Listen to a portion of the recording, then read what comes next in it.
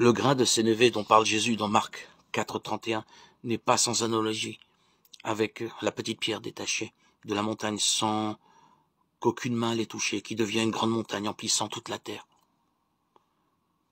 Daniel 2, 34-35. N'est-ce pas finalement la même réalité fondamentale qu'annonce la parole de Jésus? En vérité, je vous le dis, si le grain de blé ne tombe en terre et ne meurt, il reste seul. S'il meurt, il porte beaucoup de fruits. Jean 12, 24. Oui, Dieu agit en Jésus, et cependant les hommes ne sont pas contraints de se soumettre à son action. C'est là l'enseignement de la parabole du semeur qui, paradoxalement, associe la possibilité d'un libre choix de la part de l'homme à la venue de l'ère eschatologique.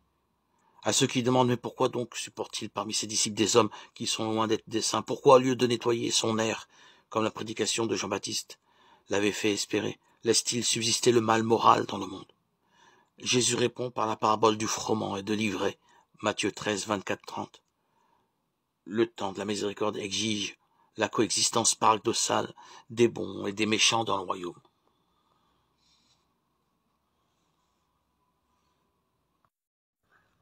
Debout, Jérusalem resplendit. Elle est venue ta lumière, et la gloire du Seigneur s'est levée sur toi. Voici que les ténèbres couvrent la terre, et la nuit obscure couvre les peuples. Mais sur toi se lève le Seigneur, sur toi sa gloire apparaît. Les nations marcheront vers ta lumière, et les rois vers la clarté de ton aurore. Lève les yeux alentour et regarde. Tous, ils se rassemblent, ils viennent vers toi. Tes fils reviennent de loin, et tes filles sont portés sur la hanche.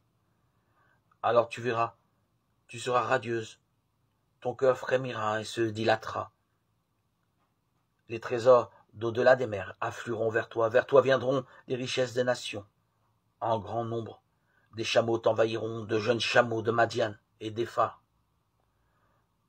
Tous les gens de Saba viendront apportant l'or et l'encens. Ils annonceront les exploits du Seigneur.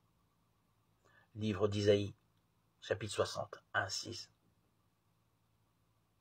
Voici venir le Seigneur souverain, il tient en main la royauté, la puissance et l'empire. Malachie 3.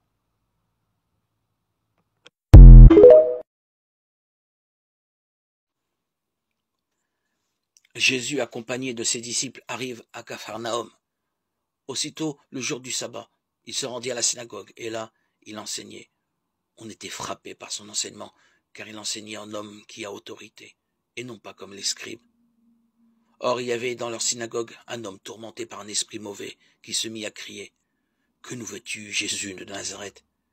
Es-tu venu pour nous perdre?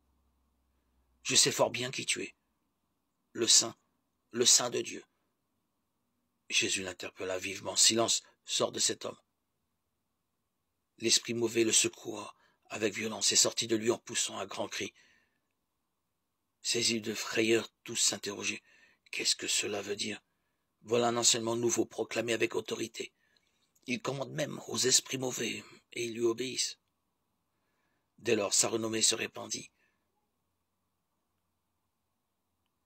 dans toute la région de la Galilée. Marc 1, 21-28.